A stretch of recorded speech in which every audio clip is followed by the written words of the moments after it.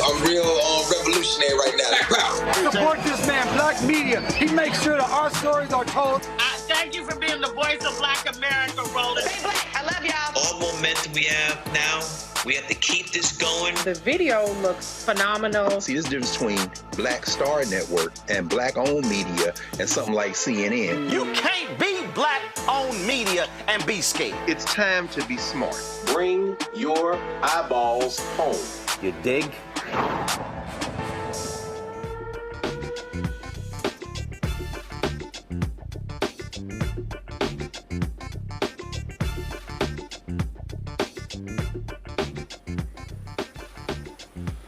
Hey, folks, today is Thursday, August 15, 2024. Coming up on Roland Martin Unfiltered, streaming live on the Black Star Network. I'm here in Cincinnati. We're speaking in about an hour here at the Black Family Reunion. And so lots to talk about on today's show.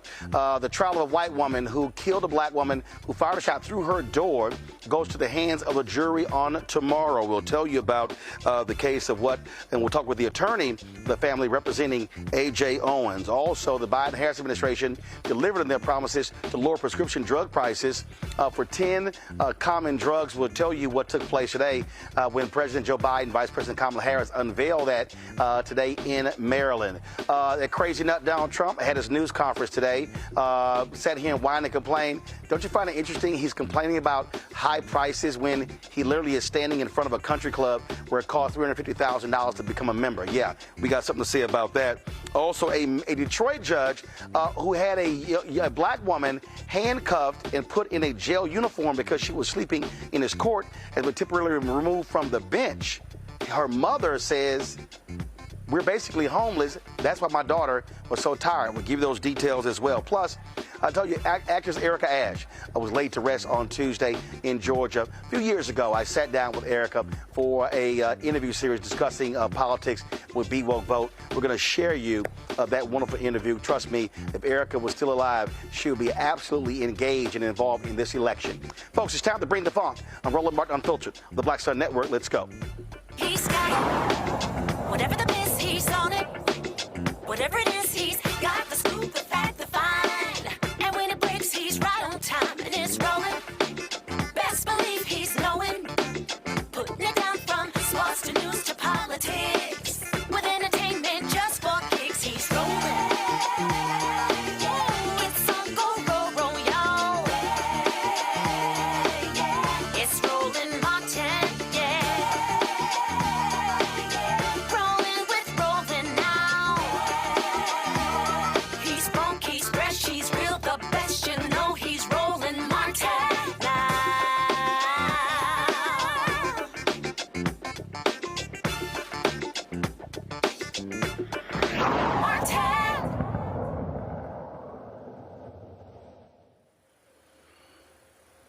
The white woman in Florida who killed a black mother who was challenging her for confronting her children chose not to take the stand. So now the jury in her trial will get this on tomorrow. Susan Lorincz told the court she would not take the stand in her case. She, of course, is the one woman who was on trial for shooting and killing Ajike Owens on June 2nd, 2023 through a locked metal door. Now, the mother of four had approached Lorintz's home to ask her why she had thrown a pair of roller skates at her children. Again, tomorrow, the jury we're going to hear closing arguments and then actually get the case. Attorney Ben Crump joins us right now. He is the attorney for Owens' family. Ben, glad to have you here. And so y'all have been monitoring this. Of course, this started this week. Ben, give us assessment how things have gone in this Florida courtroom. Well, thank you so much, Roland, for covering this case that many people have forgotten about and the tragic circumstances. Her children were playing. A white woman called them racial epithets, including the N-word, called them slaves, and threw a skate at them. And these children, when they told their mother she came, was knocking on the door, and the white woman, Susan, shot through a locked metal door that had a deadbolt and said that she was claiming stand your ground defense. And tragically, Ajike Owens died in front of her two little boys. And so we remain hopeful, Roland, despite the fact that it is an all-white jury in Ocala, Florida, that will decide this matter. the fact that, she chose not to take the stand was telling, we believe. Also, the prosecutor did not call her two little boys because already they did have emotional outbursts in the courtroom, and the family, nobody wanted them to have to relive this through another trial if they couldn't contain their emotions, because this is awfully emotional, Roland. I mean, these children having to watch their mother die, and then even her mother, Pamela Diaz, crying in the courtroom as they're going through the pictures and listening to the 911 tape before and after Pam was killed. Like, the neighbors were calling, and then her son, AJ's son, man, he was 8 years old, and you got him on the 911 call saying, "The lady shot my mama, please help us. I'm trying to get my little brother and sister not to see her on the ground." It's heartbreaking. Heartbreaking. And what's crazy here is that, as you said, it was a locked door. So it wasn't like this mother was trying to get into the home. She wasn't trying to attack this woman. Now, did her attorneys try to assert a stand your ground defense? That's exactly what they're asserting, Roland. The spirit of Trayvon Martin still is alive and well in the state of Florida, because the woman alleges that she was knocking on her door. She didn't know she had a weapon or anything. She feared for her life. And, instead of calling 911, calling the police or anything, she shot her through the locked metal door. And that ballistics experts have testified, Roland, that she wasn't even close to the door. They said she was at least 15 feet away from her door when she was shooting through the door, based on the trajectory of the bullets and so forth. So we think that, this notion that she was in fear of her life was revisionist narratives. The truth of the matter was, she had constantly harassed the little black children who lived in that apartment complex. She had several complaints from other neighbors. That day, A.J. Owens had got off of work from working as manager at McDonald's. Her children came and said she threw the skater at us. A.J. went over there and was knocking on the door, and she was telling her, "Why did you do this?" She's screaming, "Why did you do this?" And she never, ever tried to go through a window or anything. She was simply knocking on the door. And we know, Roland Martin, without a shadow of a doubt, if the roles were reversed and a black woman shot a white woman through a locked metal door, the charge wouldn't be manslaughter, it would be first-degree murder. Indeed. So again, the closing arguments tomorrow, and then the jury will then deliberate on that point. Since we last talked to you, Ben, the police chief or the sheriff in the town where, of course, Sonia Massey was shot and killed, he has since resigned. There was pressure being put on him by the governor and others for him to step down. He's initially called it politics. One day later, he stepped down. Just your thoughts on that decision. Well, we're thankful to Governor J.B. Pritzker of Illinois, who really engaged the family and was very attentive to the family calls that this guy should have never been hired. I mean, 6 departments within 4 years, and the fact that this sheriff didn't do a thorough background check. The blood was on his hands. Sonia Massey's blood is on his hands, and Governor Pritzker and I believe Vice President Kamala Harris is going to evoke the name of Sonia Massey and say that her blood is on these ballots. We got to go vote, because we can't get the George Floyd justice and policing bill passed. Had we had that passed, then there would be a register of all of the police and their complaints that would be open for people to draw from, and there will be a cooling off period before you leave one department and just go to another. This guy had only been on that force for 2 months before he shot Sonya in the face after she said, "I rebuke you in the name of Jesus." So Roland Martin, we have to keep fighting and can't take it for granted. I know Sonya's family may, if they, it's emotional, but they may come to the convention in Chicago since they're there in the state of Illinois. And we know that the county has, tomorrow will announce the Sonya Massey Commission for Sangamon County. And we believe Governor Pritzker is going to announce one for the state of Illinois. And hopefully, Vice President Harris will have a Sonya Massey component embedded within the George Floyd Justice and Policing Act. I know Cory Booker, United States Senator, said he is amenable to doing so. All right. Ben Crump, we certainly appreciate it. Thank you so very much. I love the purple and gold, Roland Martin. Well, first of all, you're blind, Ben, because this is actually blue and gold. I know you and Mega's always trying to say something, but this is actually blue and gold. So I think Sigma Gamma Rho will be more excited than you. I love you, brother. Nice try. I'm gonna send you a photo just so you can understand. I appreciate it, man. Thanks a lot. All right, brother. God bless. All right, be well. All right, folks, got to go to a break. We'll be right back. Roland Martin Unfiltered right here on the Black Star Network, live from Cincinnati.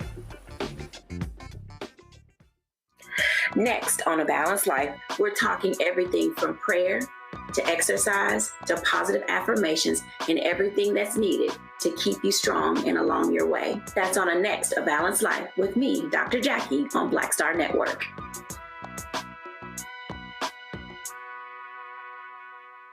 On the next Get Wealthy with me, Deborah Owens, America's Wealth Coach, Black Americans have 1/10 the wealth of their white counterparts. But how did we get here? It's a huge gap. Well, that's why we need to know the history and what we need to do to turn our income into wealth. Financial author and journalist Rodney Brooks joins us to tell us exactly what we need to do to achieve financial success. You can't talk about why we are, as Black people, where we are, unless you talk about how we got here. Bridging the Gap and Getting Wealthy, only on Black Star Network. Hey, it's John Murray, the executive producer of the new Sherry Shepherd Talk Show. You're watching Roland Martin Unfiltered.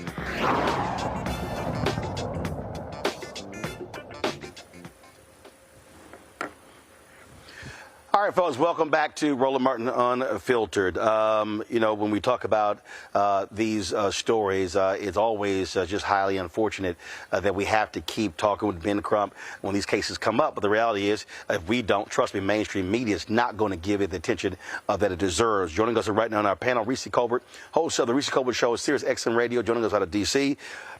Dr. Greg Carr, Department of Afro-American Studies, Howard University, back from Egypt, also out of D.C. Glad to have both of y'all here. I'll start with you, Reese. Here you have this case. This white woman is in her home, locked door, metal door, a distance away. She still decides to fire this shot, killing this black woman. And, it goes to show, and here's a mother who's trying to protect her children.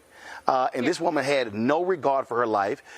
It sounds to me like, the Jordan Davis case, playing music. I mean, what you have is you have racist white folks in this country who have no problem grabbing their guns and killing black folks. Yeah, I mean, it's essentially a lynching through the damn door because she felt entitled to take the life of this black woman. She felt entitled to terrorize this black family and her neighbors. And even if she is convicted, manslaughter is a slap on the wrist compared to what she should be doing, which is, a little street justice, if you ask me. But at a minimum, she should be charged with murder, with first-degree murder or second-degree murder. So this should be an open and shut case. The reality is that you don't get to just shoot people from inside of your home, 15 feet into your home. Miss Owens had no kind of history of AJ Owens had no history of violence towards this woman. There was no rational reason for her to do this other than the fact that, as Dr. Carr was saying, no humans involved. That was her attitude. And hopefully she spends many of her old ass years in jail where she belongs. You know, that was the case, Greg, of the white man who killed Jordan. And listen, and he made a fateful decision, and he is sitting his behind in prison right now. But this also goes to show you when we talk about how Republicans operate in when it comes to these states. I mean, in Texas, there was a shooting last year at the State Fair of Texas. Well, the folks at the State Fair banned guns on the ground. You now have the Attorney General, Ken Paxton, who says if you do not rescind your decision, he's going to sue them. I mean, so these folks have a callous disregard of folks being shot and folks being killed. They would rather change the laws to put more guns in the hands of people and actually make it easier for folk to shoot and kill, such as these stand your ground laws. They absolutely would. I mean, we know that Ken Paxton is a political miscreant, and they don't just play the race card. Their whole deck of cards is race. This is what they do. On the campaign trail this week, we saw the vice presidential candidate, Tim Walz, talk about the fact that he is a gun owner. He's a gun enthusiast. He says at the time he was in Congress, he was the best shot in Congress with the awards to prove it. And he said, and at the same time, these military-style weapons and all this extra firepower have no place in people's houses, no place near schools. In other words, it's very interesting to see as the Democratic Party unrolls its campaign here, the presidential campaign of 2024, to see how perhaps there is a reclaiming of some of this common sense approach to gun legislation and regulating guns. But of course, we see that the racist Susan Lorincz is going to pursue the wild card defense. And by the wild card defense, I mean the defense that has nothing to do with logic. As John Henry Clark used to say, when racism is involved, race calls race, and somehow race always answers. So, you know, her defense, people say that within her mind, in her soul, at her core, she felt like she had no choice. So that's her appeal to the all-white jury. Forget logic, forget the rules, forget the laws. Go look into your white soul and somehow know that this fear of blackness, which is completely irrational, but nevertheless has seen many a lyncher escape from punishment when it's evoked. If she can appeal to their heart, soul, and core, that's going to be her attempt that's her attempt in order to try to get off. You're absolutely right. And again, all she needs is one. All she needs is one person on that all-white jury to side with her, and then she gets a hung jury. All right, folks, let's go to our next story. We're going to talk about prescription drugs. President Biden and Vice President Kamala Harris made their first appearance together since of course, President Biden chose not to seek re-election. They were in Maryland today unveiling the program that, as a result of the Inflation Reduction Act, is going to save $1.5 billion annually for Medicare by lowering prescription drugs. Here is what the president had to say. This is a fight all of us have been fighting for a long time, taking on Big Pharma. We pay more for prescription drugs. It's not hyperbole. We pay more for prescription drugs than any advanced nation in the world. I could take out an Air Force One, and if you have a prescription from a drug company in America, and fly you to Toronto, Canada, fly you to Paris, France, fly you to Belgium, fly you anywhere around the world, and get you the same prescription filled for the same company for 40 to 60% less than we pay for it here. Too many Americans can't afford the drugs they badly need for life and death. So they skip doses, cut pills in half, forego prescriptions entirely because the prescription drugs are totally unaffordable. The woman you all met, the nurse you just met, she's paid $900 a month. Well, guess what, man? She's going to pay nowhere near that. $9,000. She's going to pay, guess what? Beginning January, every single prescription drug she has, including, God forbid, if she needs a really expensive drug like a cancer drug, maximum she ever has to pay is $2,000, period.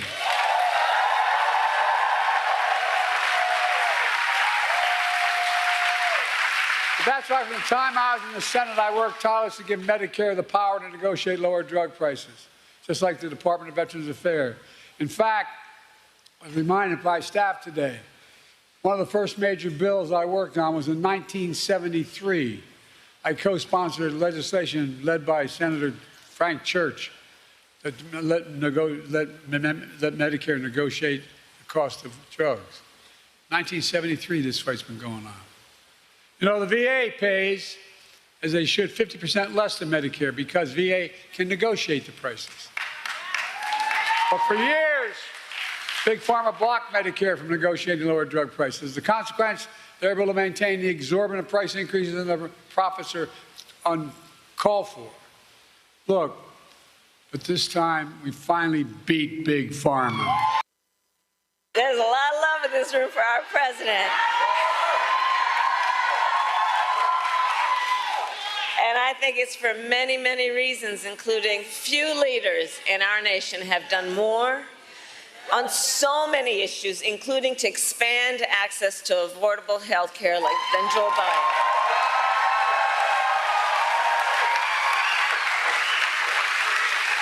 And today we take the next step, thank you, Joe, forward in our fight.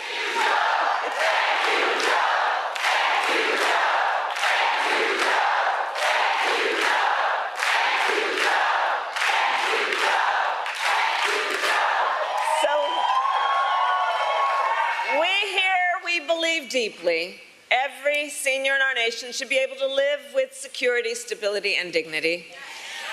And so in the United States of America, no senior should have to choose between either filling their prescription or paying their rent. That's the subject of today. Because we know for far too long, far too many of our seniors have struggled to afford their medication. And as a result, seniors have been forced to spend their time trying to figure out how they are going to be able to fill a prescription like insulin based on the doctor's prescription, which is about saving their life, or whether they'd have to ration their pills to be able to make it stretch through a month. And why, we all know, but let's ask, why are prescription drugs so expensive? I will tell you. Well, one big reason is for years, Big Pharma has often inflated the price of life-saving medications, often charging many times what it would cost to make just to increase their profits. And millions of Americans have suffered as a result. My entire career, I have worked to hold bad actors accountable and lower the cost of prescription drugs. As Attorney General of California, I took on pharmaceutical companies for deceptive marketing and illegally inflating the cost of drugs, and we won billions of dollars. As a United States Senator, I fought to pass laws that would make health care more affordable and accessible for all Americans. And as Vice President, together with Joe Biden, our president, we finally addressed the long-standing issue that for years was one of the biggest challenges on this subject, which was that Medicare was prohibited by law from negotiating lower drug prices. And those costs then got passed on to our seniors, but not anymore. This really is a significant issue, Greg. And for all the people out there, I love these people who talk about, what has Vice President Kamala Harris, what has President Biden done for black people? The number of people who are on Medicare, okay, and when you talk about older African Americans, when you talk about, obviously, Latinos, white folks, I mean, you name it, all these different people, we're talking about significant amounts of money. And Republicans all voted against this. They tried to go back and repeal insulin being capped at $35. When you look at some of the hearings on Capitol Hill, where the CVS CEO was jammed up for literally charging more than $6,000 for one particular drug that cost $30 or $40 to make. The system that we have in this country is nonsensical, where insurance companies will pay these exorbitant fees and these pharmaceuticals will jack them up if you have insurance, but if you don't, you're screwed. That's exactly right, Roland. That's exactly right. These are not serious people who say that there is no difference between the Democratic and Republican Party. We know that this is a duopoly, that there is a two-party system in the United States of America, but to act like these two parties are the same, on a day that MAGA Mike Johnson, punk Speaker of the House, said that this was price fixing, the announcement today represents. And MAGA Mike is right. It is price fixing. They're fixing the prices to the degree they can. And as you said, the Inflation Reduction Act passed without a single Republican vote. And as you've said many times, we're going to see this again. These punk white nationalists are going to run for re-election on this benefit. Americans pay an average of $13,000 a year for prescription drugs and associated costs. And when you start talking about, so those who say, well, the parties are the same. Does your mama take Eliquis? That's for blood clots. The list price is $521. The negotiated price now, $231.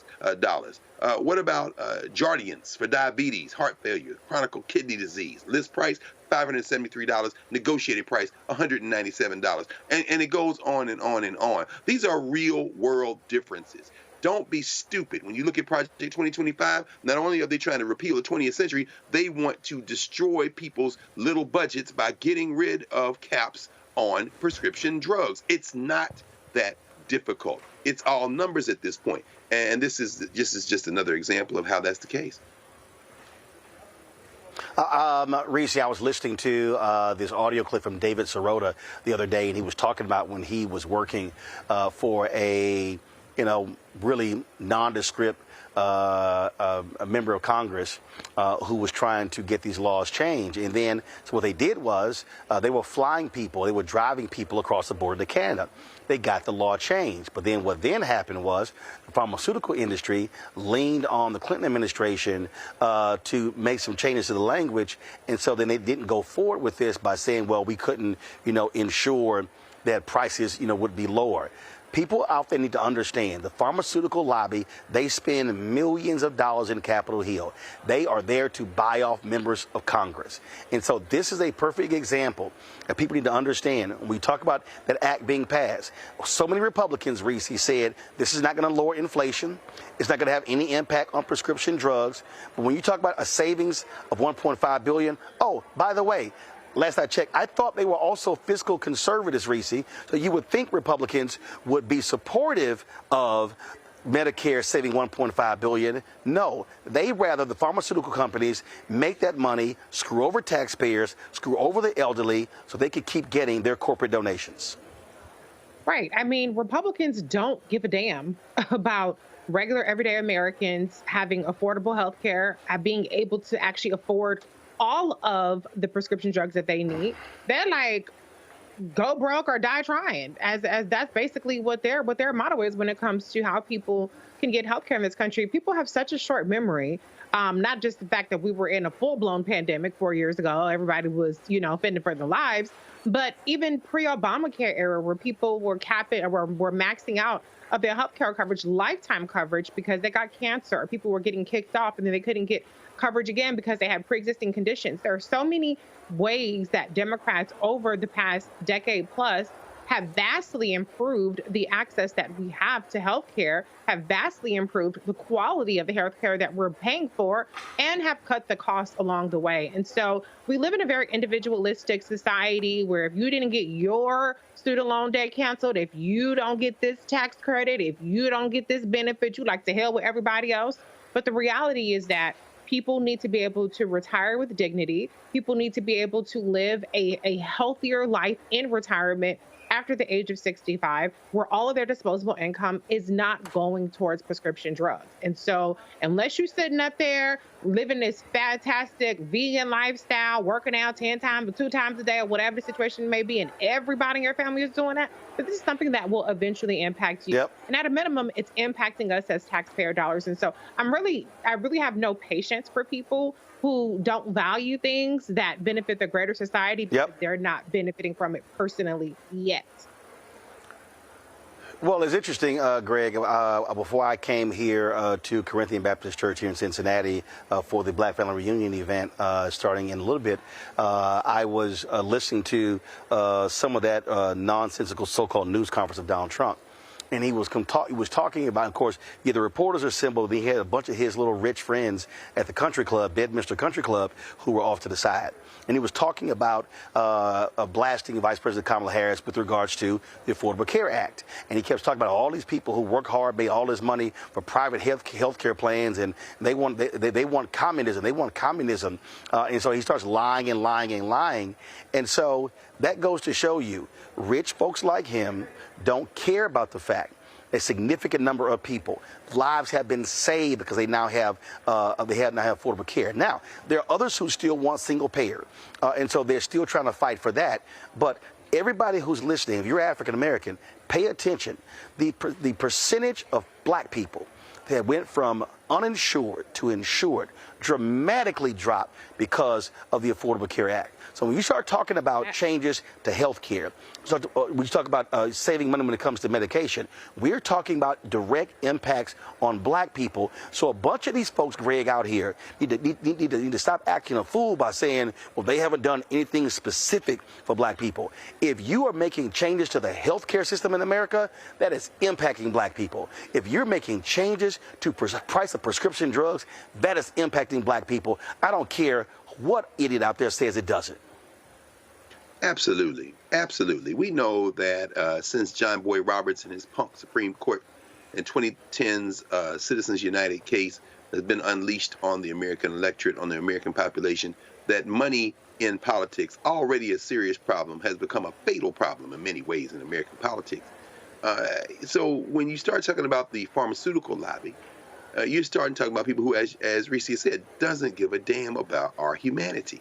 Now, you know, there was news yesterday on easing inflation in the country. Consumer prices rose 2.9% in July, falling below 3% for the first time since 2021. But that doesn't resonate with folk who are what some people call low information voters. Donald Trump is coming unhinged, whatever his medical problems may or may not be. He certainly sounds crazy, but he is also a visceral politician. He's appealing to illogic. So when you start talking about people looking at the prices of their groceries, the prices of their utilities and rent, it's going to be something that people will respond to viscerally. We know that the vice president will be in North Carolina tomorrow to talk about economic policy and calling for a federal ban on price gouging on groceries. The Harris-Walz campaign has done a good job of being in the public eye, and they're going to have to continue to draw this sharp contrast. Finally, what we see these white nationalists terrified of is that this may be their last best chance to stop the attempt to create policy that speaks to a wider group of people. Was Obamacare the best legislation that could have been passed? Perhaps at the time. Do we want to improve it? Absolutely. One thing is for sure, you never get to single payer if you don't take the incremental step of having the Affordable Care Act. On the other side of the aisle, so to speak, the white nationalists are terrified because remember, who introduced Biden and Harris today? Wes Moore, the governor of Maryland, and when he called them the 46th and 47th president of the United States, some people in the crowd started chanting 48, 48, and that is the nightmare of the white nationalist party, that if they don't win this election, then white supremacy may in fact finally be beaten back as an electoral force in federal electoral politics. So they're pulling out all the stops by appealing to illogic, and this is just another example of it. As I said, folks, Donald Trump was, of course, running his mouth at his Bedminster Country Club in his so-called news conference. I'm not playing any clips from that because he sounded idiotic. He sounded stupid. And what did he do? He lied. Control room, let me know when y'all have the statement. So the Harris-Walz campaign put out their statement. And I love the attitude. This is what they actually said, Reese. A statement on Trump's whatever that was. At his country club, Donald Trump huffed and puffed his opposition to lowering food costs for middle and working class Americans and prescription drug costs for seniors before pivoting back to his usual lies and delusions. No surprise, Trump doesn't want to defend his agenda that would raise costs for families by $3,900 a year, cut Social Security, and eliminate the Affordable Care Act, all so he can give his rich donors tax breaks. The American people cannot trust a word Donald Trump says, but they can trust Vice President Kamala Harris, who has spent her life taking on fraudsters, cheaters, and criminals like Donald Trump to make our country safer and lower costs for the middle class.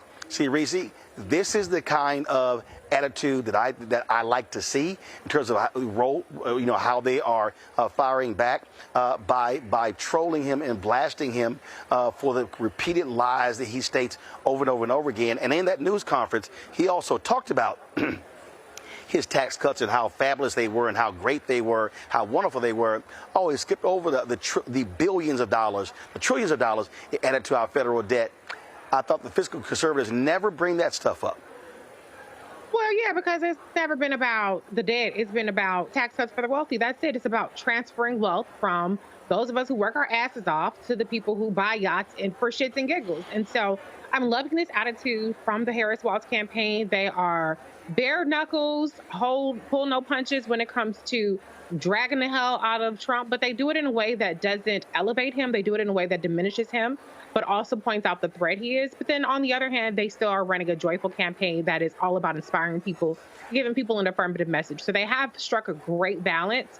And the reality is that Donald Trump absolutely cannot be trusted when it comes to healthcare. I mean, he ran and the Republicans tried to repeal over and over and over again Obamacare. And even when they couldn't fully repeal it, he tried to introduce these junk policies into the country. And so he's a person who's shown where he stands on healthcare. I would add, I wrote about J.D. Vance in my 2022 midterms book. He was a person who campaigned against the Inflation Reduction Act. He campaigned against Obamacare. And he's a person who also believes that it's racist to tackle systemic racism within the healthcare system. He thinks that it's racist towards white people. And so those two, Tweedledee and Tweedledum, you definitely cannot trust their asses. And if you do, then I got a bridge in Idaho to sell you, because these folks want to have us sicker and poorer if all they can help, because they don't want people like us around, point blank in the period. So yes, keep up the messaging, contrasting, and talking about healthcare. Yep. I mean, healthcare is an unsung, it's an unsung issue that Democrats don't really run on as much anymore, but it's a really a winning issue. So I want to see them keep this up. And Greg, it was also hilarious to watch him sit here whine and complain and say, oh my goodness, the stock market is going to crash like in 1929. And literally the on-screen graphic, even on Fox News, was showing the Dow up 500 plus points, being over 40,000. So here this dude is lying. And at one point, Fox actually took their on-screen graphic off when they realized, oops, this don't look good. It goes to show you how deranged this person is. And we see these polls out here. I'm not believing any of these polls that's showing Vice President Kamala Harris getting 46% of non-college white voters. I ain't believing that at all. But again, I think the smart play by having her and Governor Walz constantly talking about these issues, and not just middle class people, but low income people, poor folks, working class folks, because in making it clear the contrast that man only cares about rich people. That's who he only cares about. Absolutely. Just like his friend Bibi Netanyahu, who continues to prosecute a slaughter in Palestine so that he can stay out of jail. Donald Trump has one interest, that is Donald John Trump. He wants to stay out of jail. He wants to get back the levers of power to enrich himself. And he will do anything to do that. The Republican Party has, of course, long ago taken leave from reality. Their strategy now is not to match with the Democrats over policy. It is to engage in the big lie. This is their whole strategy. And so the idea that calling them liars or exposing the lies will somehow put a dent in their strategy just doesn't fly. So you're right. Ignore the polls. Put your foot on the gas. Check your voter registration. Check your voter registration. Check your voter registration. Because if it's close enough to steal, they're going to try to steal it with the election judges and folk down, the election observers, all the way up down the ballot. In many ways, all of this becomes a distraction. Mass commercial news, entertainment, media is the enemy in many ways because they don't give a damn. They want a horse race. So they're going to continue to try to prop Trump up because it's good for their ratings. It's good for business. And so, Roland, as you're out there in Cincinnati, when I lived in Columbus, we would just come down to Cincinnati. Of course, the great Dorothy Irene Heights starting the Black Family Reunion back in 1988. I guess this is the 36th year, if memory serves me correctly. You know, when we talk about Black people and the Black family and Black communities, understand what's at stake here. What is at stake in this election, again, is the well-being not just of black men, not just of black women, black seniors, black elders, but the black community. And our elders understood that. Our political leaders used to understand that. We must revive that spirit of understanding what's at stake and then press full steam ahead and ignore all the distractions, ignore all the commercial news, entertainment, media attempt to create a horse race and roll over these people politically. Indeed. All right, folks, hold tight 1 second. Going to go to a break. We come back. I want to talk about this story out of Detroit where this judge has been temporarily removed from the bench after he had a teenager jailed and put in a jail uniform for sleeping in his courtroom on a field trip. Folks, don't forget to support the work that we do. Join our Bring the Funk fan club. Our goal is to get 20,000 of our fans contributing on average $50 each. That's $4.19 a month, 13 cents a day. That money goes to us being able to do the show as we travel around the country. We've got a scheduled plan to travel to places all across this country in September and October. Of course, next week we're going to be in Chicago for the Democratic National Convention. And so we'll be live every single day next week in Chicago for the Democratic National Convention from 6 p.m. to midnight. Monday, Tuesday, Wednesday, Thursday. And so we can't wait to do that. And so I've been sharing this graphic on social media. Y'all be sure to share that graphic as well with all of your social media folks. If you're looking for the best, guys, wrong graphics, I need you to pull up the DNC graphic. If you're looking for the best coverage, look, we're going to have more black voices on our show than all of the networks combined. I've already got members of Congress and others who are hitting me up saying, hey, can we stop by and do your shows? We said absolutely. And so that's what we're going to be doing. So we'll be in Chicago Sunday and begin our coverage 6 p.m. on Monday. Again, if you want to support our work, please do so by joining our Bring the Funk fan club. Send your check and money order, P.O. Box 57196, Washington, D.C., 20037-0196. Cash App, $RM Unfiltered. PayPal, R Martin Unfiltered. Venmo is RM Unfiltered. Zelle, Roland at RolandSMartin.com. Roland at RolandMartinUnfiltered.com. We'll be right back.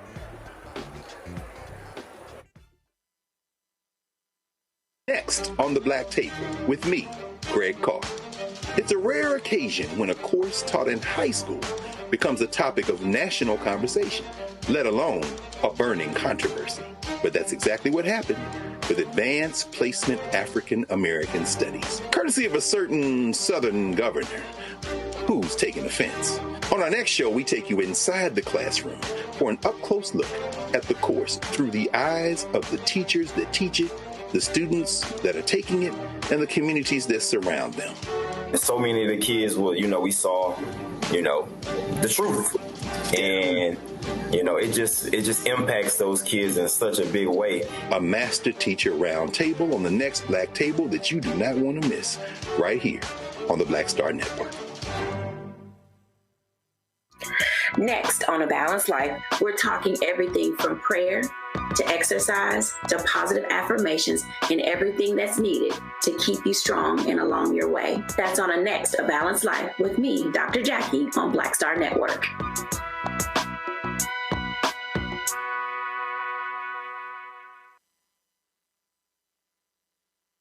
Farquhar, executive producer of Proud Family. Bruce Smith, creator and executive producer of The Proud Family, Louder and Prouder. And you're watching Roland Martin Unfiltered.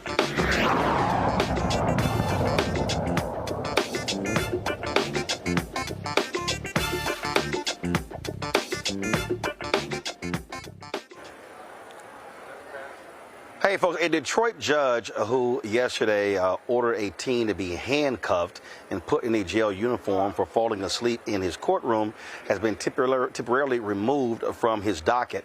36th District Court Chief Judge William McConaughey ordered Judge Kenneth King to attend training to address the underlying issues that contributed to this incident. On Tuesday, the teen was in King's courtroom during a field trip when King called her out for sleeping.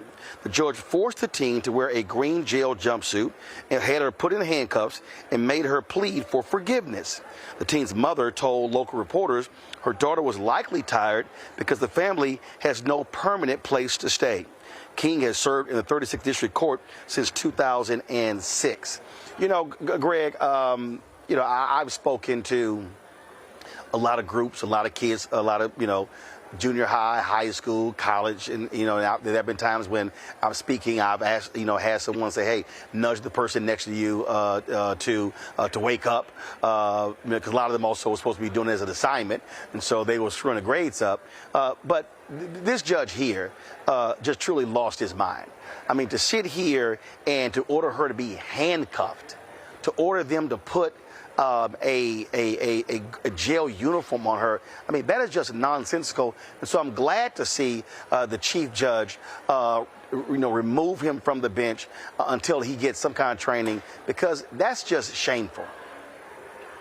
It is shameful, Roland. Unfortunately, we live in a society that is driven so much by spectacle, that is driven so much by the attempt to shock people, this scared straight approach. The 36th District Court there in Detroit is known as the People's Court. But the idea that the People's Court is a place where you can engage in this kind of behavior, unfortunately, isn't too far off in terms of how we think about courts. As you said, we just came back from Egypt. One of the sisters who was traveling with us is a judge in Memphis. And she was talking about how you have to think, in fact, a number of black lawyers and judges just returned from West Africa, from Ghana, where they went, among other things, to look at comparative international law and look at how African people resolve disputes.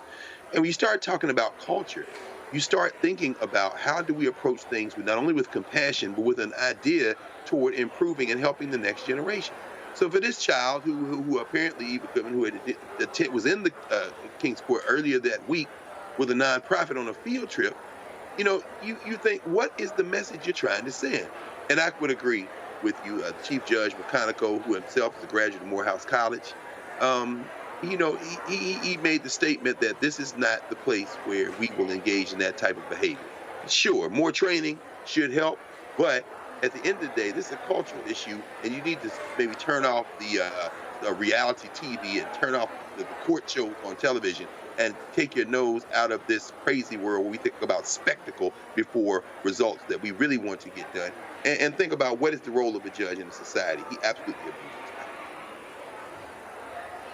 See, the thing here, and before we went on the air, Reese, I was reading a tweet where someone was talking about some of the proposals that Vice President Harris will be talking about tomorrow in her economic policy speech in Raleigh, North Carolina. And one of those is providing $25,000 for people, first-time home buyers, but also to encourage home builders to build 3 million new homes over the next 4 years. And what a lot of people don't understand, one of the reasons why we have a housing affordability crisis in this country right now is because of housing stock. And again, I've covered housing my entire career, and people don't realize because of the home foreclosure crisis in 2008, 2009, which greatly impacted our economy in 2010, 2011, we actually built fewer homes between 2010 and 2020. The last time we built that number of fewer homes was in the 1940s. Now you go to this decade, 2020, the present day, we're still building fewer homes. So when you're building fewer homes, guess what? Demand skyrockets. You got more people, you got higher demand, and so they're jacking up rents. And so you got children who are innocent bystanders. And I've talked to numerous teachers, and people don't understand. They're like, well, these kids are going crazy. Now realize you got kids who are coming to school who are hungry, who've only had one meal. Now you got this young girl here talking about, again, her mom says, hey, we don't have a place to live. And so if you don't understand what a person's life is about and you're just making a judgment, then you look absolutely crazy. And that's exactly what this judge did. And now he looks like a national fool. Yeah, he looks like a piece of shit for bullying a young girl who was there on her own free will. This is not a person who was a defendant. This wasn't a person who needed to be scared straight like a fucking reality TV character. To Dr. Greg's point about the spectacle, this is abhorrent, unconscionable behavior.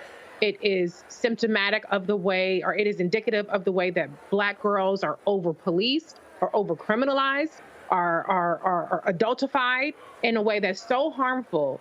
And to see her mother break down in tears, I'm sure this young girl is traumatized. He put her through an entire humiliation ritual, having her classmates vote on whether or not they should show mercy to her and send her to jail for what? He talked about her having an attitude. You have the fucked up, hubristic attitude that's abusive and a bully to abuse this girl who was in your courtroom to learn, but because of her life circumstances, maybe didn't have the focus that you felt like she should have had. Instead of exercising compassion and empathy and understanding, you wanted to exert your authority over a helpless child, because this is still a child that we are talking about. And so he is unfit to serve, because if this is how he would treat an innocent person, a person who is not there for any crime, for any kind of bad behavior, if this is how he would treat that person, then you know he cannot be impartial towards a person who is in front of his court, who's supposed to be innocent until proven guilty. So this is disgusting. And even upon reflection, he doubled down. He said he didn't do anything wrong. You have to teach these kids. This is not about these kids. This is about you, sir, and your fucked up attitude, and you thinking that you can get away with whatever the hell you want to get away with. So it's not enough to just remove him. He needs to be kicked the fuck out of the judiciary entirely. And he deserves to beg and plead for her mercy and for her apology. He has no business mentoring her. How ridiculous it is for him to say he wants to mentor her. Mentor her for what? On how to be a depraved asshole? I don't think so. So this is one of the most infuriating things that I've seen in a very long time. I hope that this girl and her family, I hope they have a GoFundMe that we can help get her secure housing. She's an excellent student according to her mother. She's doing the right thing. And guess what? Even if you're having a bad day, even if you aren't a perfect student, even if you aren't a perfect citizen, you do not deserve to be abused and humiliated by a person who has authority over you, and certainly not in front of a group of your peers and on YouTube. I think I counted 5 or 6 F-bombs there. I think it was at least 5 or 6. I don't remember saying F-bomb. I don't think I said the F word. I didn't call him a motherfucker. But you don't remember? I'm sorry. You don't remember using the F-bomb? I don't remember. No, I thought I was being nice. I think. Okay, Reese. Okay, Reese. No, you did. Yeah, you said all that too. So I'm just letting you know, when you see the playback, you're gonna be like, "Ooh, I use it that many times." Wow. Yeah, maybe I will. I hope the folk in the church here didn't have the stream going and had it up too loud. Because Reese, you forgot. Yeah, Reese, you don't see the. That's why I'm speaking. I'm repenting. Okay, there's the altar. I'm repenting from my cussing, but I said what I said. I stand on that. I said what I said, honey. But I still. Oh no. We know you. No, Reese, we know you said what you said. Everybody heard it. Everybody heard it. Loves me. So when you do the play, when you do the playback, you're gonna be like, "Oh, I did cuss that much." All right, Reese and Greg, I appreciate it. Thank you so very much for being on today's panel, folks. We have a shortened show because again, I got to go speak in a little bit here. We'll be live streaming my speech as well. But again, let me thank Greg. Let me thank Reese. In the second hour, we're going to do is a few years ago, I interviewed actress Erica Ash, and it was with a Be Woke Vote project. And we were talking about politics and talking about social engagement. She was a sister who was very much engaged in that. Of course, she died a couple of weeks ago, at the age of 46. She battled breast cancer for 18 years. And so her funeral was on Tuesday in Decatur, Georgia. And so I wanted to further honor Erica. She was just a great sister by playing that, because what she talked about in that interview absolutely impacts us today in this election. And so her words matter. And I can guarantee you, if this election was, if she was still with us, she would be very much engaged, be at the DNC next week, focusing on this election. So we're going to go to a break. We're going to come back, and you're going to hear my political conversation with actress Erica Ash. You're watching Roland Martin Unfiltered right here on the Black Star Network, live from Cincinnati, the Black Family Reunion. Back in a moment. Next on A Balanced Life, we're talking everything from prayer to exercise to positive affirmations and everything that's needed to keep you strong and along your way. That's on a next A Balanced Life with me, Dr. Jackie, on Black Star Network.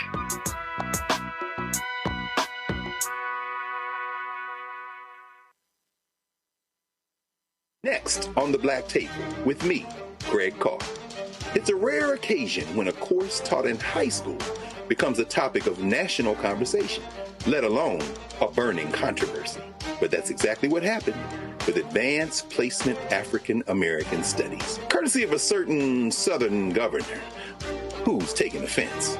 On our next show, we take you inside the classroom for an up-close look at the course through the eyes of the teachers that teach it, the students that are taking it, and the communities that surround them.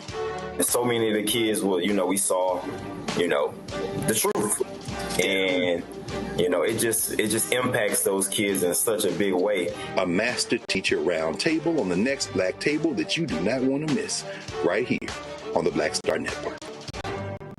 He's Sherry Shepard with Sammy Roman. I'm Dr. Robert B., pharmacist and fitness coach, and you're watching Roland Martin Unfiltered.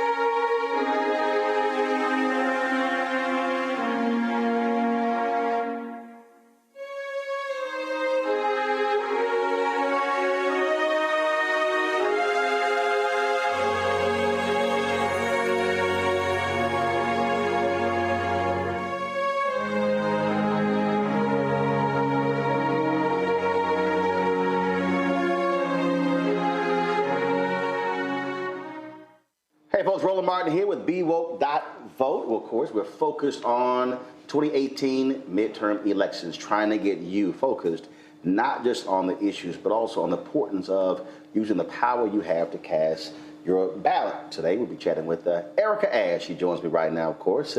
You've seen her on television and in the movies, and so normally she's the wild child, but today she gets to be a little bit more sedate, if you will. I think. What's happening? Hey, how are you? Thank you for having me. All good. Well, first of all,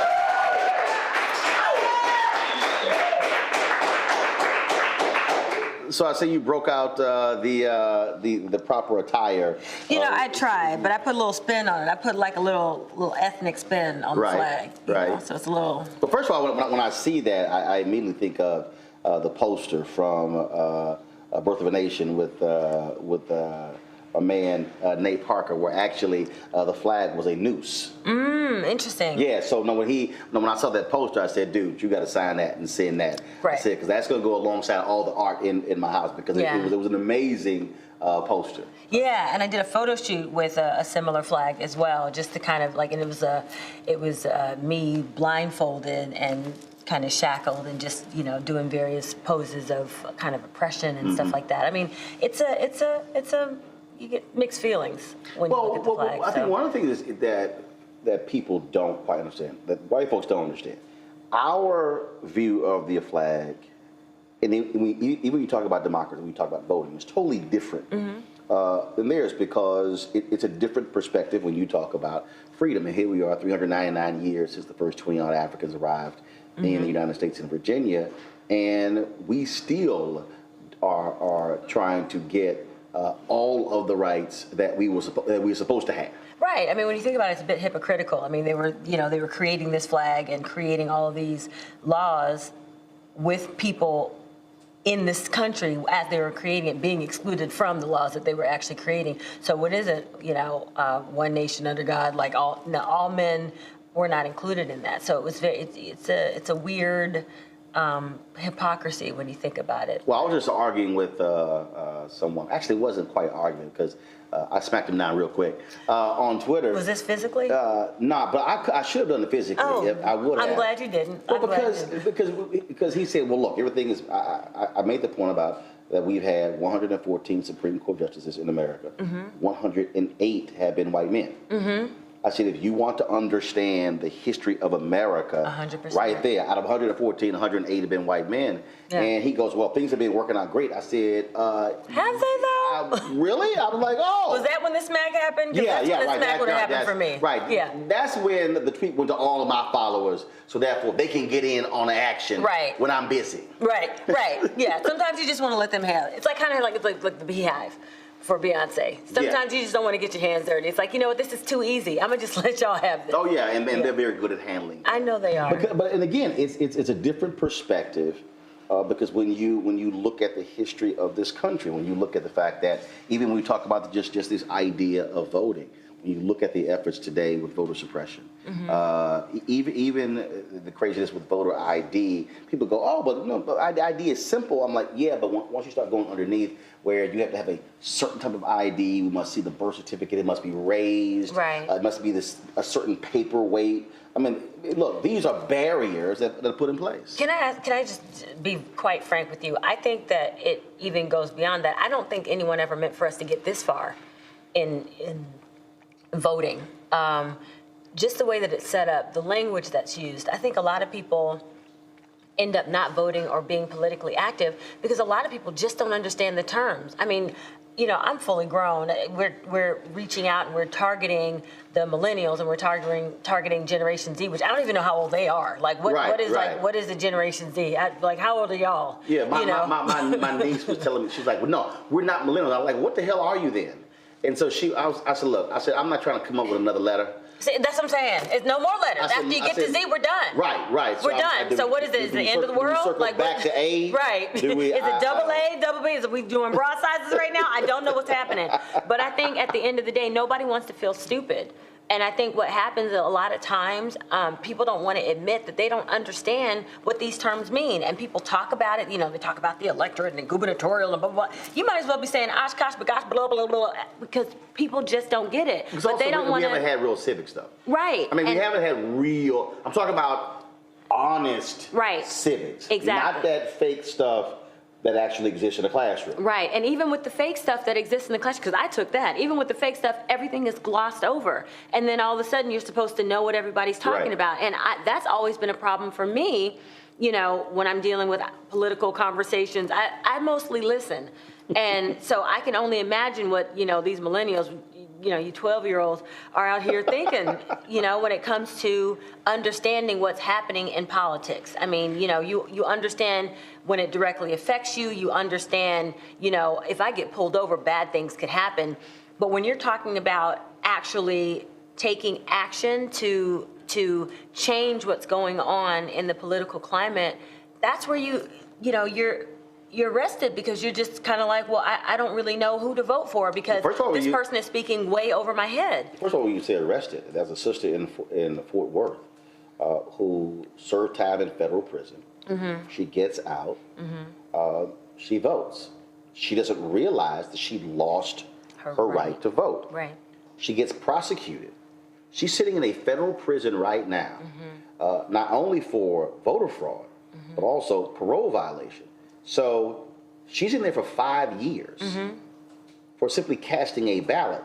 Now, we're going to spend an inordinate amount of dollars to lock her up for 5 years because she said, no one told me. And in fact, her probation officer testified that that there was nothing, it wasn't like you got out and it was kind of like, oh, by the way, here's a sheet of paper, you can't vote. Right. She had no idea. 5 years she's sitting in federal prison right now in Texas. And there are a lot of people who you know, who are in that same predicament. They don't necessarily go out and vote, but a lot of people, they don't know if they can. They don't know what to do, how to do it, where to do it. They get, you know, all these documents and pamphlets in the mail, but they don't really understand how to dig through and figure it all out. So I think, you know, the solution, because I'm all about solutions, is figuring out a way to reintroduce that into the school system. And we're talking to the generation that doesn't even write in cursive anymore. You know what I mean? Lots of things are switching. They can't read cursive. So, you know, I feel like that's going to be the next step. The ballot's going to be in cursive. So then that's going to be another way to kind of rule us out. And we're not that's going to be the new poll tax. It's all in cursive, y'all. Sorry, Generation Z, double A, triple D. I don't know what to tell you. It's, you know, it's really unfair and it's really unfortunate, but there have to be hard steps in changing it around because there's no point in sitting around. I'm never one to just complain. I don't like it. It just doesn't, it's not effective. Well, it's also, I think, walking people through. I mean, so one of the things that I've always done is utilize television and radio and also social media to teach folks. I never thought about it that way until about a month before she died, Dr. Maya Angelou, when she was being honored at the National Portrait Gallery. I did an interview with her, and she said, no, I said, no, my brother and my sister are the teacher. She's like, no. She said, you're a teacher. She said, I watch you. you actually teach. And I was kind of like, I hadn't thought about it that way. But the reality is, to your point, the average person doesn't know. The reality is there is no affirmative right to vote in this country. There isn't. It was specifically set up that way. People think, oh no, I have a right to vote. Actually, you don't. There's nowhere in the Constitution that says you have an absolute right to vote. We learned that in the Bush v. Gore decision when then Justice Antonin Scalia wrote that there's no affirmative decision there. Now it says on their constitutional amendments that say you as a woman and me as an African American can't be denied the right to vote. Right. But there's nothing that says no, you absolutely have that right. And then it's not from federal. That is also it's local. So you might live in a county. I live in a different county, even in the same state.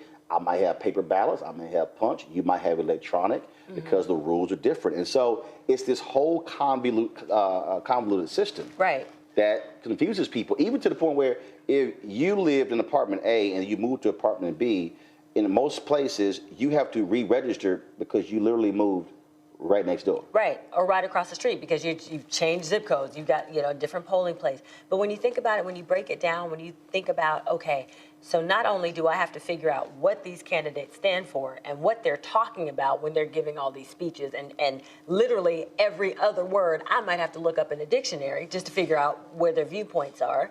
I have to also figure out, okay, I have to look at my history. Am I allowed to vote? Is there, will I be arrested sitting in federal prison because I cast this ballot? Then there's, well, what county am I in, and where do I go now to vote? And then it's, okay, there are all these others, all these different categories of people to vote for. It's not just the president of the United States. Right. It's just, you've got your governors, and you've got your senate, you've got your statesmen, like all these different things that you have to, and then all of those, all their platforms are not, they're not laid out there. Do you know what I mean? Like you have to go and you kind of have to like put the work in. Yeah, exactly. And so there's a lot to do. And I think that it's overwhelming. Folks just say, you know what? Right. And it's much easier to just be like, you know what?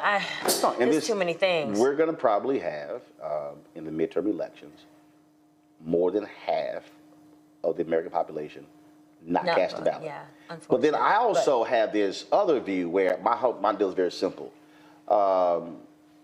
I use two versions. So one, I use one for mainstream television. I say vote or shut the hell up. But the other one really is vote or shut the fuck up. Right. Because I can't because there's nothing worse for me than people who complain about a system. Because folks really don't understand that literally everything in our life is impacted by the ballot.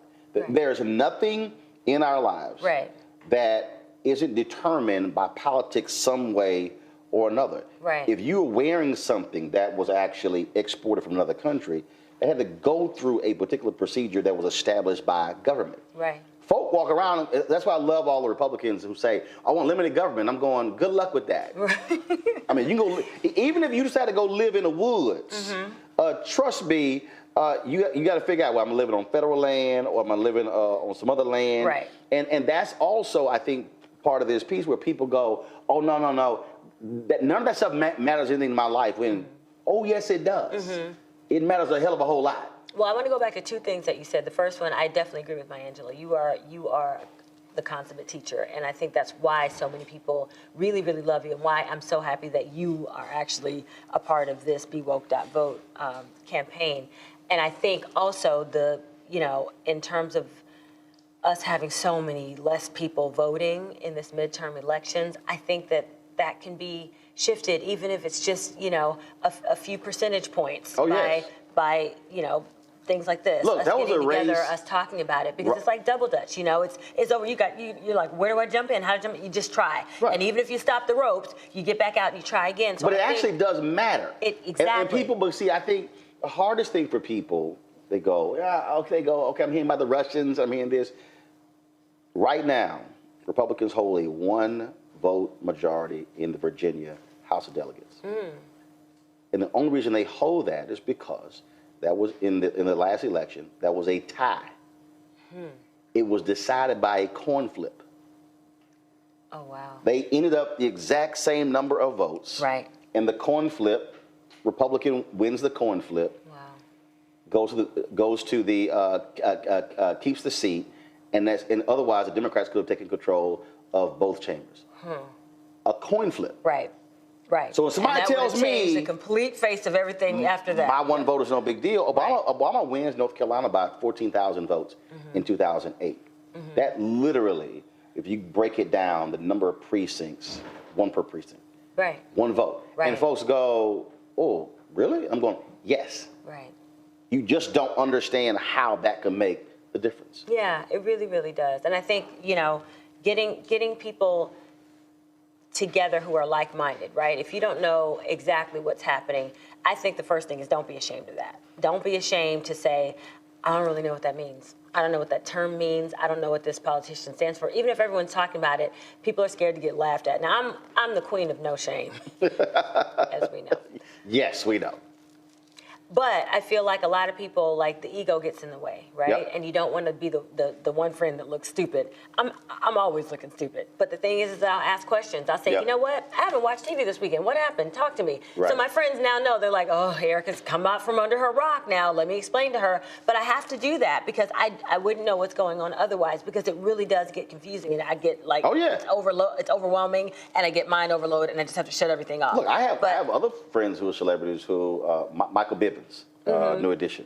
So Michael called me, he was like, he said, dude, he said, okay, what's going on with this? Then he had, what's going on with this? He said, hey, I'm gonna call you every now and then. So if I don't understand what in the hell is going on, he said, I want to be able to ask you. And so there are other people as well. So they'll send me a text and say, Roland, first they go, is this true? Right. And then it's, okay, what's the real deal with this? How major is it? And I'm kind of like, okay, boom, boom, boom, boom, hit them right back. They're like, okay, cool. They move on. And my deal is, I'm cool with that because for a lot of them, they want to be educated on, and they say, look, I trust you're going to give me the information, and then I can take it from there. Now, that's when you also got to have my stuff together, because it can be running around quoting me going, Roland said, right. And then if it's crazy, like, that really didn't happen. Exactly. And your Twitter followers are going to let you have it. But that's the thing. I think everybody needs 3 friends. You need that one friend that's not going to make you feel stupid because you say you don't know. The one friend who does know everything and can spout it out. I mean, like a Roland Martin Jr. And then you need that one friend to translate. I make it easy. You don't need to translate. Right, you do. You do. But those friends that's always like, oh yeah, well, you're like, girl, I don't know what you're saying. What? Talk to me like I'm a 5th grader. Break it down to me in simplistic terms so I know exactly what you're saying and exactly what I'm going to do about it. Okay, now somebody who's watching, they probably will say, oh no, that's not basic. What they don't realize is we, as a journalist, we are actually trained. Newspapers are written for 5th graders. No, that's not a joke. We literally are written. Al Newhart, of course, who was the founder of USA Today, used to be the CEO of Gannett. He used to always hate reading George Will with the Washington Post. He said, I don't ever want to have to read a newspaper and have a dictionary right next to me. He said, make it plain for the people. Now, Joe Madison, Sirius XM Radio, the Black Eagle, Joe go right to the heart of it. Joe go, you got to put it where the goats can get it. Now, who understands? Hey, none of y'all been to the country, so not a single one of the people know what the hell I'm talking about. You talking who to knows? the Z, what does that mean? I'm from the country, so. Okay, when I say put it where the goats can get it, what does that mean? Make it as simple and as Not make it plain. Where do goats eat? Off the ground, the grass, floor. His Lowest common denominator. Make it absolutely as simple as you can make it. What country are you from? That ain't the country. I'm talking about the country. Country with a K. I'm from Tallahassee, Woodville, Florida, myself. Alligators in the backyard. So I know what you're saying. But again, that is critically important, because I think there's so many people who are confused, to your point. They are frustrated.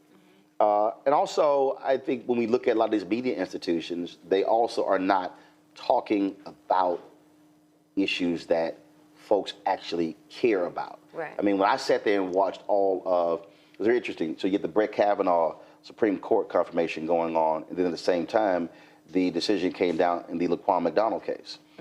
And so when the jury verdict came down, not a single cable news network broke away from waiting for Susan Collins to give a speech to say, hey, this story out of Chicago, Jason Van Dyke has been found guilty. Right. It was just all sort of the same thing, and I think that's also a huge deal. Are you talking about things that I care about and then putting it in a way where I understand how my life is impacted? Right, and also the side of it that matters most to us. You know, you could talk about the issues that are relevant to us, but you could skew it in a way that makes us sort of feel the way that you want us to feel about it, and that's what I think a lot of news outlets do as well. You know, it's whatever the issue is,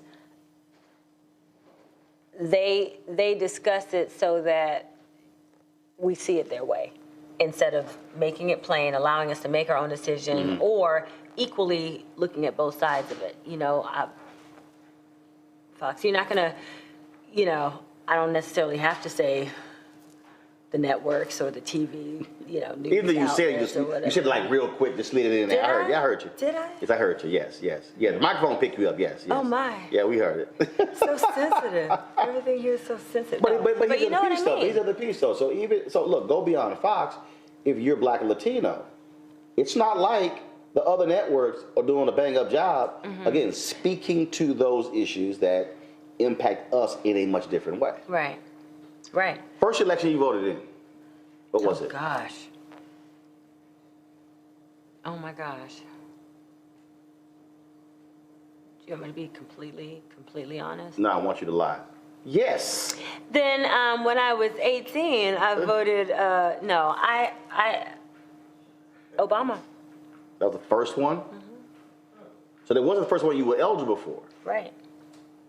So you're not gonna date me on the internets right now. What? But yes, I was definitely eligible to vote a couple of presidents, like one or two before Obama. So you hadn't voted in any election, not congressional, not city, not county. I did one, but I don't even remember. I don't even remember what the election was that I voted in, so I don't count it. I mean, it did count. My vote did count in that one, but I can't remember to call the level of election that I voted in. So the one that I vividly remember voting in is Obama. So after 2008, did you then look at other elections, or did you only vote in presidential? No, I started voting from there, and so I would do the midterms, and I would do the, you know, I did start voting from that point on. I didn't vote in every single election from that point on, but I did start voting more regularly. Growing up, was that a part of your upbringing? No, it was not. That was not something my parents ever, you know, took me to the polls. And I think, you know, unfortunately, in a lot of communities, that's not something that we're ever taught to do, you know, taken as a family to the polls and saying, hey, look, this is what we do, this is where we vote. I mean, religion was huge in my family, education was huge in my family. So y'all went, so you had to go to church. Listen, we had to go to church, Sunday school, Bible study, choir rehearsal, all the public service that they did on Saturdays. We did everything church-based because both my parents were preachers. Hold on. So both of your parents were preachers. So when they had souls to the polls. Not in my church. Really? I mean, we would have the odd candidate come to a service, but my church growing up wasn't very, you know, politics meets religion heavy. I see that a lot now in my church that I go to now. Like, I mean, you know, the politicians will come out on that one odd Sunday right before election. Oh yeah, they'll be there. Oh, they know Jesus then. So I see it all the time now. But when I was growing up, no, that wasn't a big part of our upgrade. So you think that's also an answer, because earlier you 100%. said put it in the schools, but also I do believe, and again, and for me, the reason I see the value. So my parents worked elections. They volunteered for campaigns. They ran phone banks. I remember being 7, 8, 9 years old. It was like you had no choice. It's not like you had a vote. It was like, yo, go over there for the next 8 hours, stand there and hand out these pamphlets to anybody who's walking in, and then we'll bring you lunch, and then you got some water for yourself. It's kind of like, okay. Again, that was what wasn't like my brother could say, nah, we're all right. We're going to stay at the house. It didn't work that way. And so for me, that was a huge part of my upbringing. And look at you now. And it's very interesting because for me, service was a huge part of my upbringing. And that's just something that's just, you know, it's a natural thing. I don't think twice about going out and doing community service. I don't think twice about giving up my Saturday mornings, even if I stayed out late on Friday nights. I don't think twice about going to church in the mornings. I think that might be even bigger than the civics piece in schools. I mean, I think that at this point, having that in schools at least gives the children the opportunity to go home and ask their parents, so Mom, Dad, what is this? What do you think we should do about this? This is what I learned in school today. Let's talk about it. At least gives the children something to bring home and start a conversation with. However, if the parents start that for the children, then, you know, then the children can go to school and say, hey, why am I not learning this here? Why don't I have a civics class? You know what I mean? And we'll have more Roland Martins running around here. So see, there's gonna be a problem there because see, when I went to school, let's just say we got into vigorous debates with teachers when it came to government. In fact, I got thrown out. No, because it was a government class. You? It was 11th grade. Yes, me. Oh, Roland. Miss Joseph, I don't know why she. First of all, I don't know. I don't know why she decided. First of all, here was the problem. She was wrong. You know, Miss Joseph is watching this thing. You was disrespectful. That's what it was. She was wrong. She was absolutely wrong. She said, a person who's out serving as president can't serve more than 8 years. I said that's not true. I said it is true that they can only serve 2 full terms. But I said, if a person becomes president before the second year, I said they can continue. And she argued with me. I said, I'm sorry, the facts are right there. Lyndon Baines Johnson became president on November 22nd, 1963, when Kennedy was assassinated. The election was in November of 1964.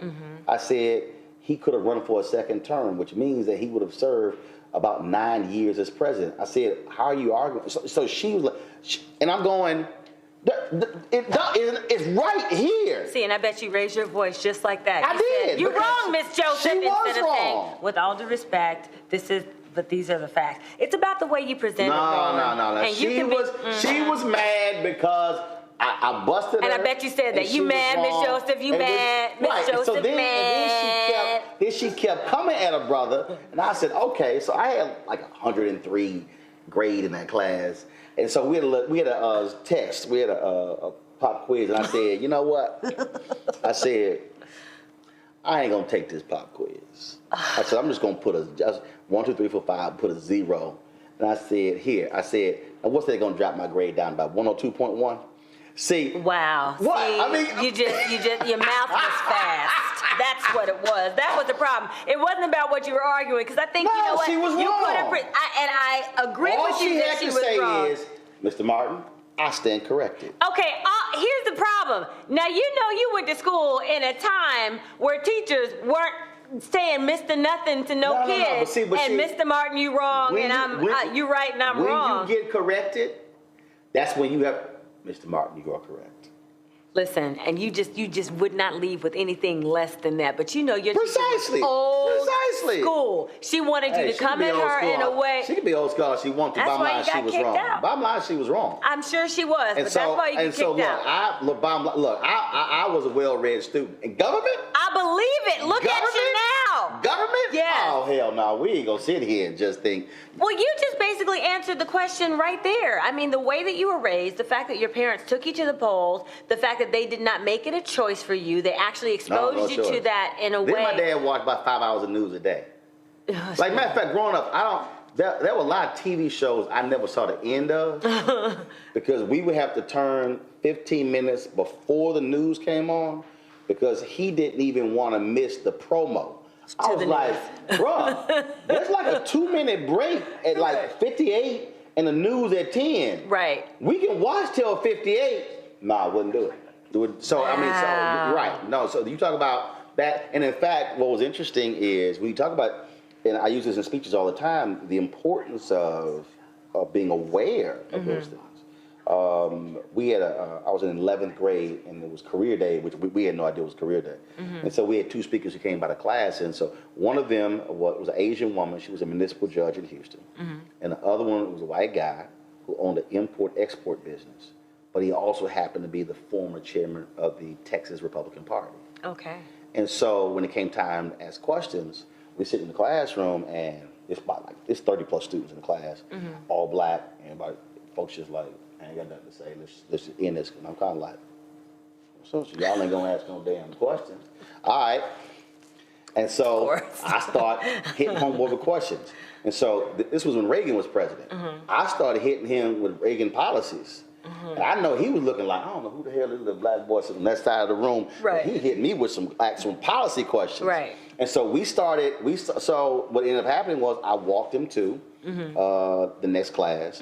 We ended up talking, and he was like, man, he's a pretty bright student. His daughter was at TCU, Texas Christian University. He said, man, they could really use a student like you, but they were private. I'm like, I ain't going there because we ain't got private school money. But what ended up happening was he had called my parents at night. We stayed in contact. But 2 years, that was 83 years later, we were going to the National Association of Black Journalists Convention in New York, my first one. And we were broke as hell, like broke. None of us had money. And so we sent 30 letters to foundations all across the state of Texas. We got 29 rejection letters. Then one day, this was like the last letter. We get this letter, I open it up. Hey, blah, blah. Glad to see that you're still involved in journalism. Encloses a $1,000 check from our foundation. Hope this will help you guys go to the convention. And it was that guy, George Strait. Wow. That's a beautiful full circle moment. That check allowed us to go to the convention. And nearly every job that I've had has been a result of the relationships that you've established through NABJ. Wow.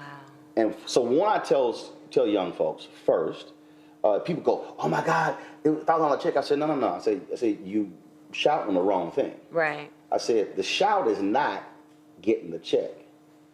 Had I not asked questions, but then had I not watched the news, had not paid attention, had I not read the newspaper, I would not have been able to ask the questions. And then he would not have been able to recognize me.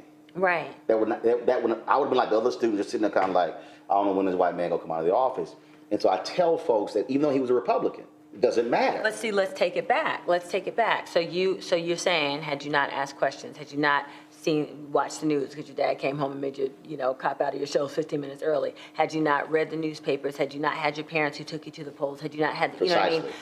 All of that established a foundation. Exactly, and that gave you the confidence to be able to go toe-to-toe and ask those questions, again, it goes back to my point. Nobody wants to look like an idiot. Nobody wants to be the fool that doesn't know stuff, and you ask a question and people look like you are really good at doing. No. I only do that when they get it stupid on television. And then, and that's by design. Right. Because when they really say stupid stuff, that's why I'm kind of like, I'm about to whoop you. You know what? That's my favorite part of watching you. That's my favorite part of watching you because you're talking 2, 3, 4 people who are all supposed to be sort of on the same plane in terms of political intelligence, going toe-to-toe. Make them look stupid. It actually is really good television. I'm talking about in a classroom where the playing field is level, right? You've got that one person whose parents did what your parents did. And that's not dissing parents who didn't do that, because I'm going to tell you, my parents were very, very concerned with making sure that we were well-rounded, but that's just not something that they were very exposed to. Which is why connecting the dots matter. Because the thing is, if we begin to connect the dots. So I had a young girl who calls. She was a young woman in 2016. She said, I'm watching your show and I'm reading your social media. She said, look, I just not feeling Hillary Clinton, and I don't care about Trump, so I'm not going to be focused on the presidential election. I said, really? I said, okay, so what are the issues you were concerned about? I said, give me 5. It was my radio show. She gave me 5. I said, you do know that who is president has a direct impact on all 5 of those issues. She had no idea. Here she was thinking, well, I don't care about presidential campaign. What I'm going to do is I'm going to focus on what's happening in my state, was North Carolina. And I said, so you do know that 2 black women have been, 2 African Americans have been appointed to the federal bench from your state, but your 2 Republican senators, Barr and Tillis, have barred them from even getting confirmation here. Wow. She's like, I said, and you do know who appointed them to the federal bench, the president. Right. And so she's like, really? I'm going, yeah. So I begin to walk her through, trying to get her to understand that you can't just take off that election because you say, I don't like either candidate. And people get caught up in this whole thing of, well, lesser of two evils. Here's the reality. Somebody is going to win. Right. One or the other. Right. You better make a decision. Okay, I don't like neither one, but I like that one a lot less than that one. Right. Right. You gotta make that call. Absolutely. And not act as if it doesn't matter. And that's also, I think, one of the hardest things to people, because there were a lot of young black folks who in 2016 were mad with Hillary Clinton about the super predator comment, mad about any number of things, and they said, oh, she's the same as Donald Trump. Are they saying that today? Exactly. Nah. Exactly. But you just gave the consummate cop-out. You know what I mean? It's the child who's bogged down with homework assignments from 3 different teachers. They look at it and they can either say, okay, I'm going to get me some Kool-Aid and a cookie, and I'm just going to dive in and then just start and see how much I can get done. Or it's like, you know what? Forget all this. I'm going to go outside and play, or sorry, Generation Z. I'm going to go to my phone. Do you know what I mean? So I think, again, going back to my 3 friends, finding people who are like-minded, finding people that you actually connect with, people who find the same things important that you find important, people whose conversations you enjoy having, right? So talk to those friends. And then when you talk to those friends, find people among that group of friends who are more politically inclined. I'm glad we're friends, because I'm just not, but because of friendships like yours, that's what made me figure out that, my vote did matter and that it was important for me to vote and get out there, even if I wasn't doing everything, perfectly, just trying and then learning from the mistakes, whatever mistakes that I made, and trying again and getting better the next time that I went out to vote or to speak about something, political. And I think that having that's the start. That's the way that we do it, because we can't go back and undo, I can't go back in time and make myself be at the polls when I wasn't. So that's where the civic piece comes in. But I can start now. And that's what, I started when I started. And now I'm a part of more, political drives to get other people to vote.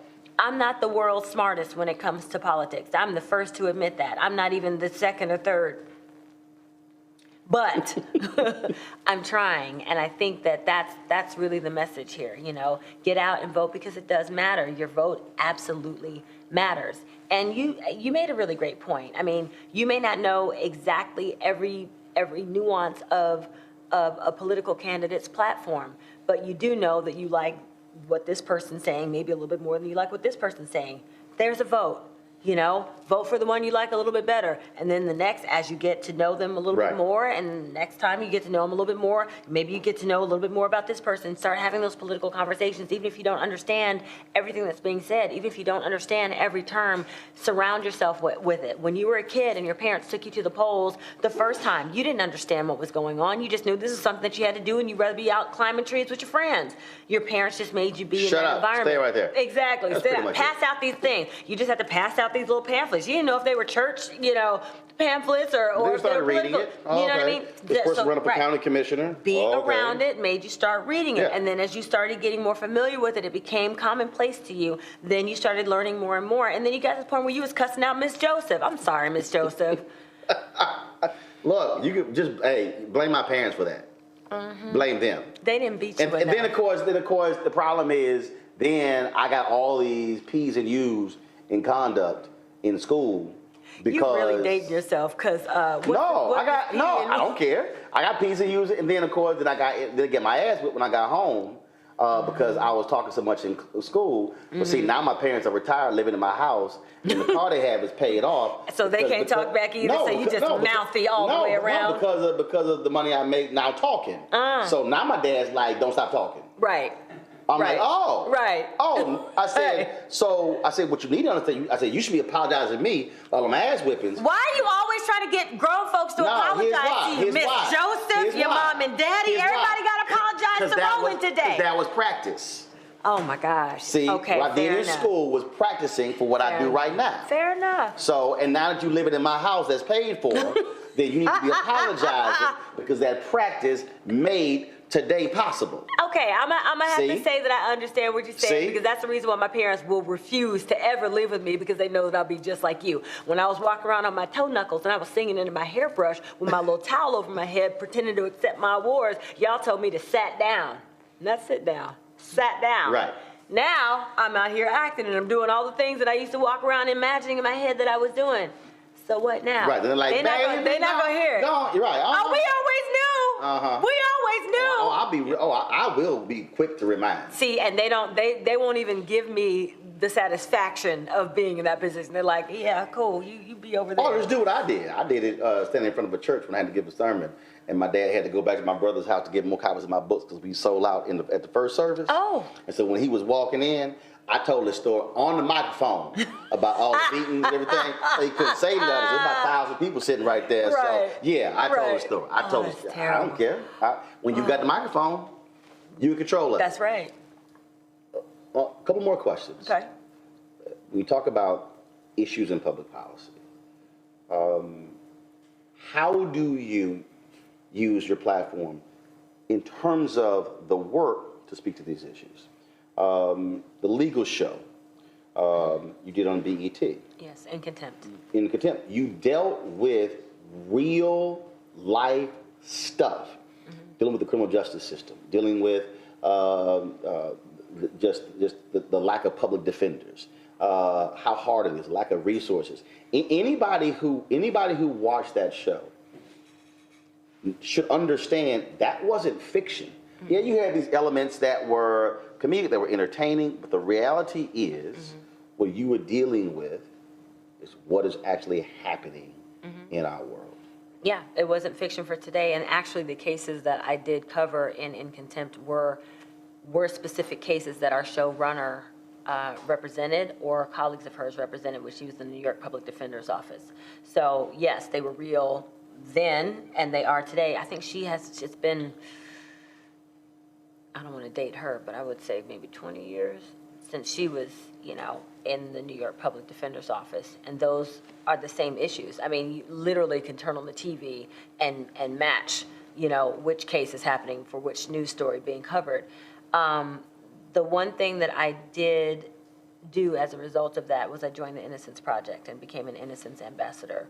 I learned a lot from my show, and I think that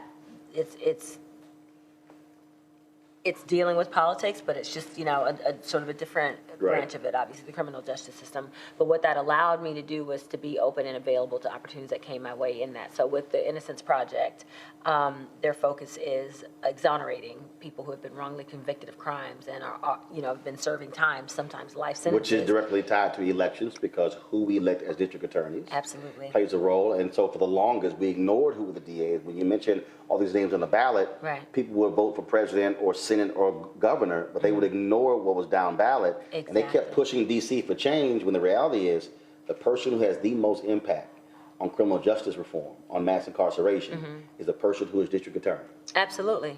I mean, even your governors. I mean, I was just talking to Stacey Abrams the other day, and she was talking about the system in Georgia and how. For folks who don't know, Stacey Abrams, of course, who was running for governor first black female governor. Georgia. Of course, for arrogance. I was talking to Stacey Abrams. Just like just having a moment. Anybody would just know. As I've gotten into this whole political realm, doors open. People come and present themselves. I'm friends with Roland. I'm friends with Stacey Abrams. Of course, she's being from Tallahassee. What? Well, actually, I'm from Atlanta because I did spend the most time there as a youth. Really? Yes. But I'm sure she'll be name dropping Andrew Gillum, who of course is running for governor in Florida, who is the Tallahassee mayor. But yes, go ahead. Yeah, my great grandfather was a senator, but whatever. Your great grandfather was a senator. Yeah, he was. State or U.S. State. Who is he? His name was William Cabot Hodges. So you had a great-grandfather who was a state senator. And yes. And you didn't know a damn thing about voting going on. Nope. Well, it's a convoluted story. He was a white man, and we were that family that. That ain't convoluted. That's called the history of the United States and black people. Exactly. But our separation from him, because we could not be named, as we were the black family was our separation So he from was all of creeping. it. So, You did more than creeping. is that what rape means? or what? I don't know. Right. I don't know. That's a whole nother talk show. But, I got you. I got a Confederate general on my side too. Yeah. Mhm. So I think our separation from that, was also our separation from politics. I have an uncle who got into it, but our family's a bit disjointed. So it's not like it was, it's something that was all consuming in our family. Politics was just not that. Last question for you. What are the 3 most important issues that matter to you? Education is a huge one. I am really, really bothered by the fact that, your education is directly based on the area that you're from and the level that you're allowed to receive. That really disturbs me. The criminal justice system, obviously. There are far too many people of color and people in general. Nobody deserves to spend a day in prison for a crime that they did not commit. The fact that people are spending anywhere from, 1 to 30 plus years in prison for crimes that they didn't commit, and then when they're released, they're not properly compensated for the time in their lives that have been stripped from them. So criminal justice. And the third thing is equal pay for women, which is unfortunately still an issue today across the board for women and people of color. It's such a set thing, and nobody does enough to make sure that it's absolved. So those are the 3 issues that. All right. So last thing here, we're going to do a test. Oh, God. Oh, yeah, you're going to school. This is the last thing here. And so I did a panel at the NAACP convention. Okay. And everybody on the panel failed. So just letting you know. Well, so good. Thank you for making me feel better. Okay. I'm just letting you know that in advance. So let's say you roll upon a Gen Z, a Gen Y, a millennial, a Gen AA, 13-year-old.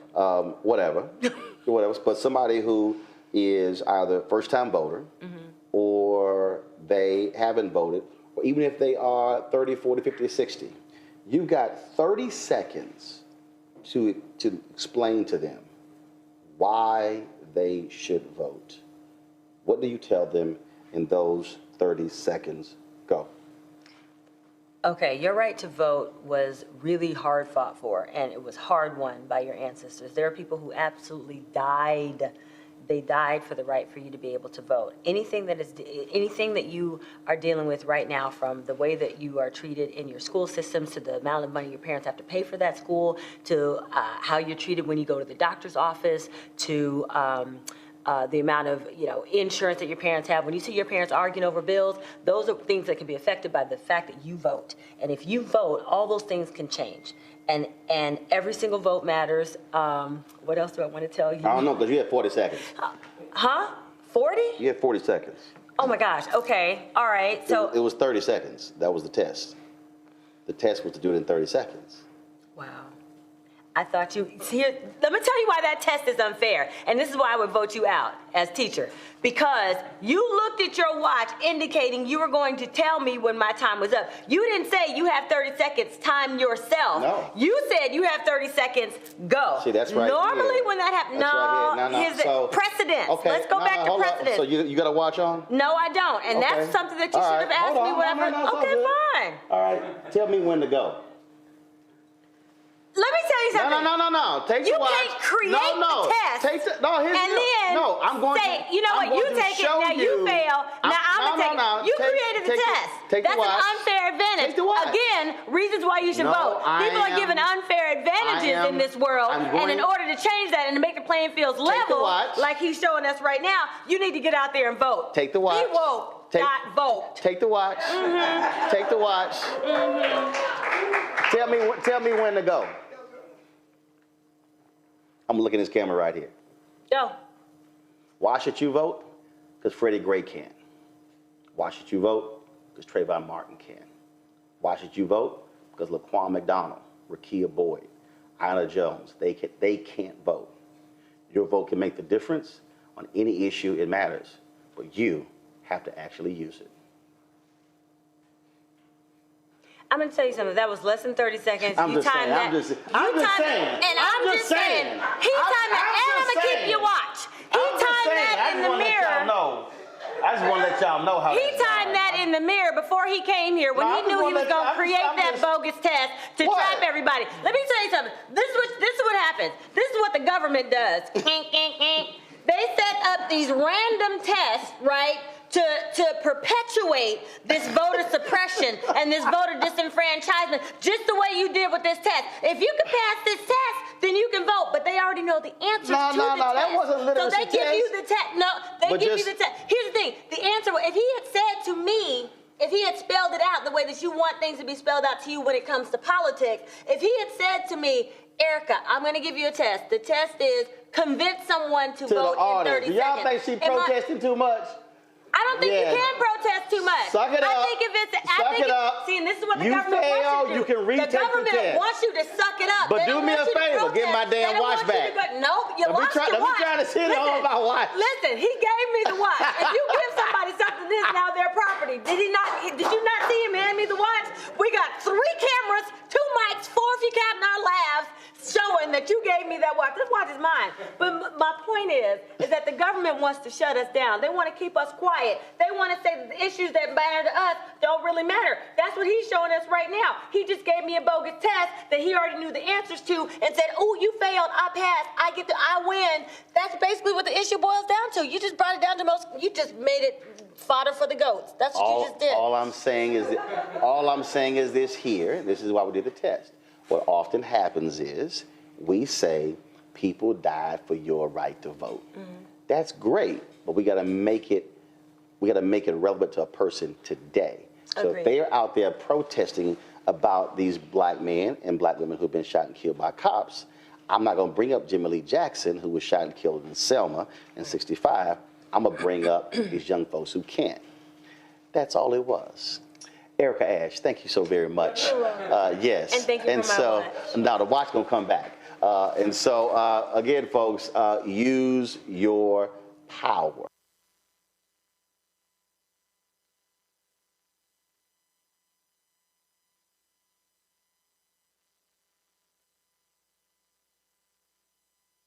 Black Star Network is here. Oh, no punch! I'm real revolutionary right now. Thank you for being the voice of Black America. All momentum we have now, we have to keep this going. The video looks phenomenal. See, there's a difference between Black Star Network and black-owned media and something like CNN. You can't be black-owned media and be scared. It's time to be smart. Bring your eyeballs home. You dig?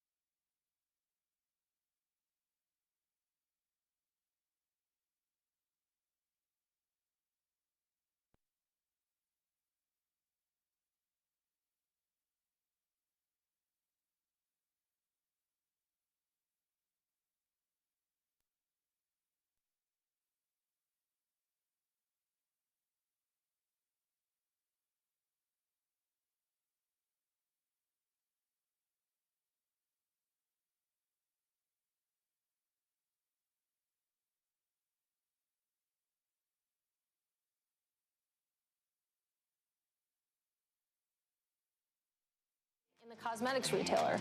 It's been anything but rosy for Ulta, though, since March, when it gave that disappointing outlook for the year and said that higher supply chain costs and increased promotions hurt its margins. Of course, you can follow all the latest company buzz on TREN Go on your Bloomberg terminal, Matt.